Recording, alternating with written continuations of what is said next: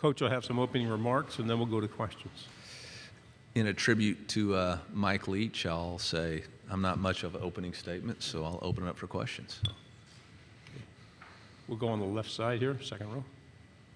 Coach, Clint Schweitzer, Starcade Media in Kansas City. I'm sure you haven't been asked about the quarterback situation yet since you've been here and making the rounds, but it's kind of an obscure topic. You can everyone turn it off.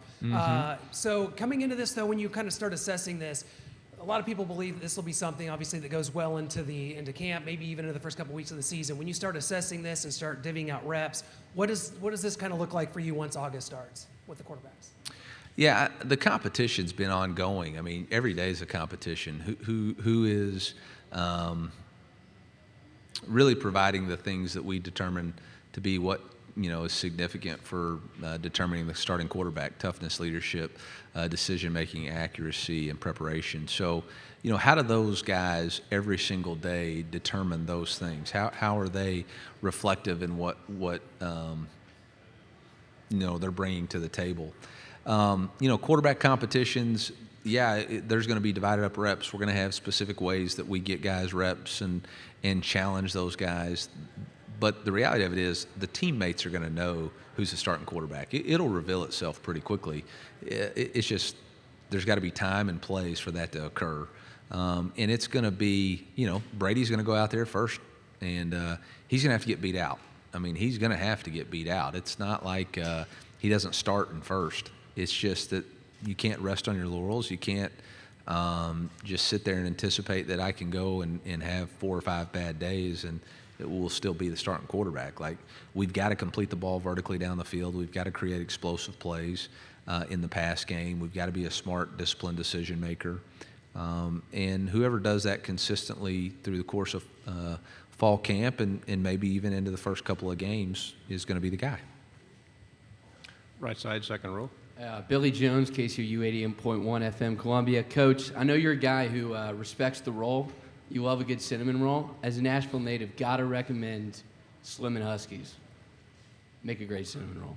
Well, can you give me the heads up prior to? I mean, you think you Slim and Huskies? Hours, right? Well, I mean, what time do you think they close? I know they're open for dinner. They are open for dinner. Yeah. Well, then, Cause, let's see if we can get Uber Eats. I'm a connoisseur of cinnamon rolls, and I will be more than happy to put that on Twitter, which one I think is good. Glad to hear it. I just wanted to ask. You had a question? Oh, hell. Okay. There we go. Can it be both? Recommendation and a question? It sure can. You and Kirby do a lot of similar stuff in terms of offensive philosophy. One thing he didn't feature as much as you did is that outside zone run. I'm curious, how much is that still going to stay in the offense as far as this year's concerned? Yeah, I think it'll stay in it. Front row on the left. AP Stedham, AP and Kelly, as we see at syndicated radio. Coach, what are 2 areas in your offense, defense, and special teams that you must improve to have a better team? And what's in store for Luther Burden III this year? He had a pretty good year, I believe. Yeah, 2 for each area? 2 for each area. That's a heck of a lot of question in one question. Okay, defense, 4-point plays. Those are third downs in the red zone. We've got to improve. And then more turnovers. We got to create more turnovers. On the offensive side of the ball, we got to protect the quarterback and run the ball better, and we got to eliminate turnovers.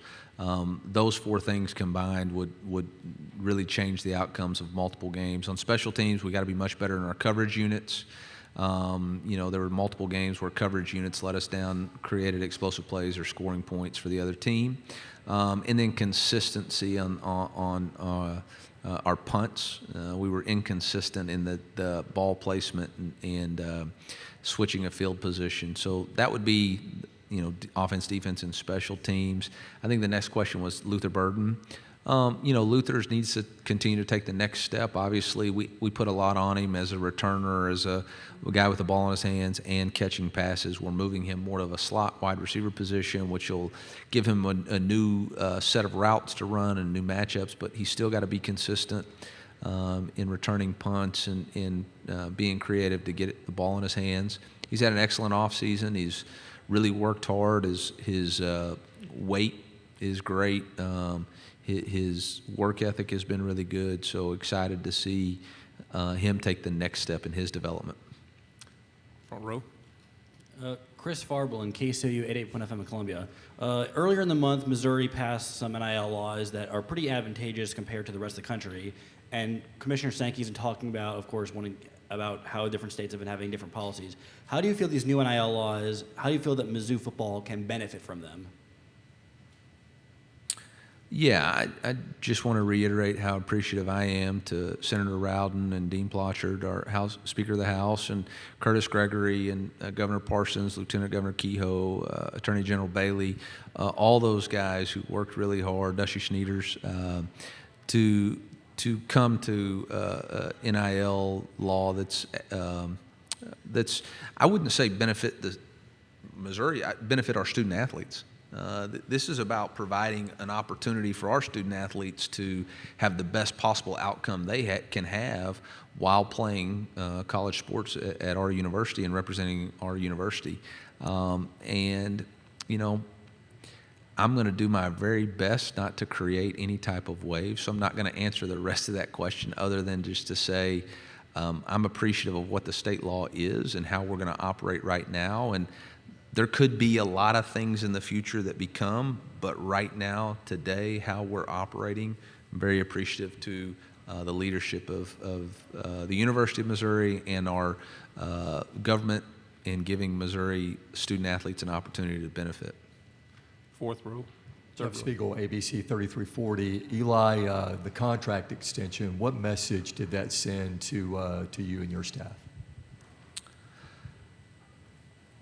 I would, again, just want to thank President Choi, the Board of Curators, and Desiree. I think the message was similar to the message of our players when we returned 18, when we had 18 returning starters retained on our football team. The message is we believe in what you're doing and the process and the work that's put in, and we believe that the results are going to come, and continue to look under the hood on what you can do better, and the things that you're doing really well, keep doing those better. And so very appreciative to them, and now it's up to us to prove that it was the right decision, not only myself but our staff, and to prove that we can accomplish the things that we say we're going to accomplish. Second row. How's Armand been developing in the guard position? Yeah, Armand Membu has had an outstanding summer. You can just see his confidence continue to grow. Just an outstanding athlete, offensive lineman who has gotten stronger. He is so powerful. He played really good at the right tackle position, but providing position flexibility, I think, is huge for his growth and development and future career in the NFL. And man, he's so strong. He's got great range and good feet. So he's going to be very, very powerful at that guard position, and look forward to him anchoring that position for us. Fourth row. Eli, Jesse Simonton on 3. You made a strong hire in Coach Baker a year ago, and obviously the defensive strides that you guys made were quite notable. What gives you optimism that you've made a similar move in Kirby Moore this offseason for the Tigers offense?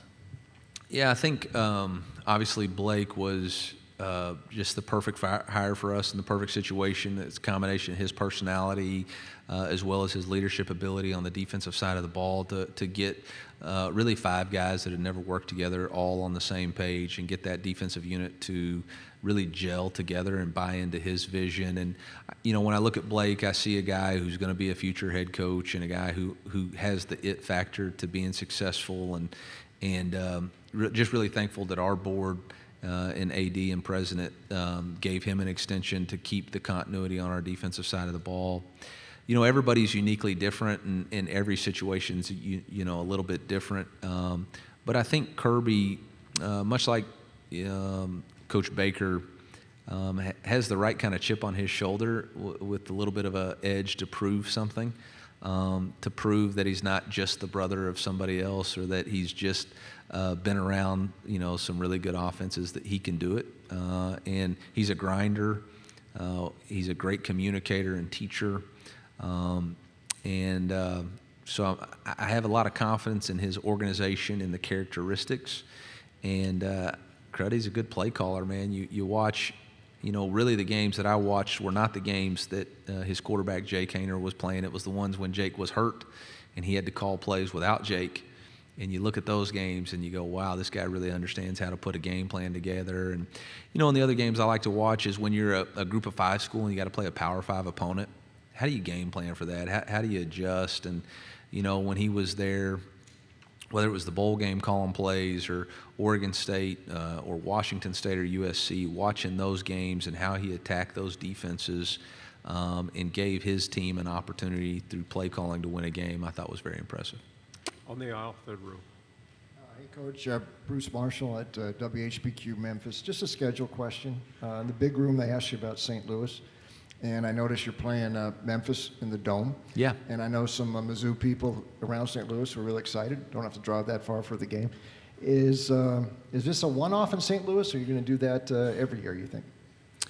I think we're really excited about the opportunity that we got to do it this year. I think when we first explored this opportunity starting 2 or 3 years ago, and then when Desiree took over, we really pushed it a little bit further.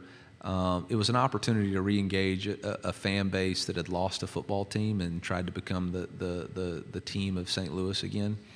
When you look back in the early days of the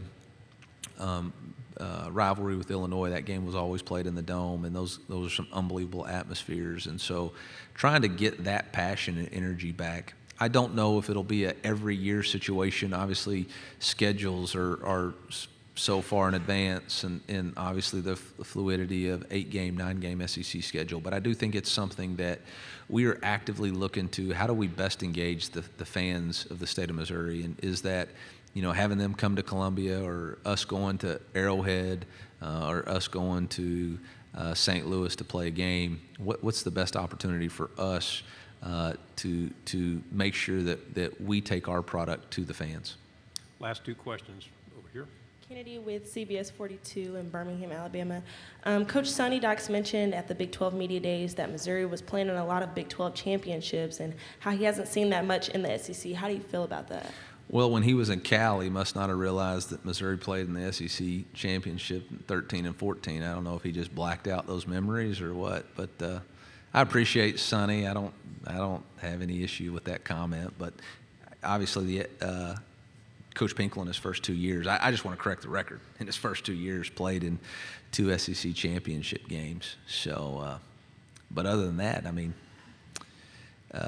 I think this day and age in college football, calling people out for transferring, whether it's transferring jobs as coaches or transferring schools or whatever, is kind of ridiculous. Like, we are.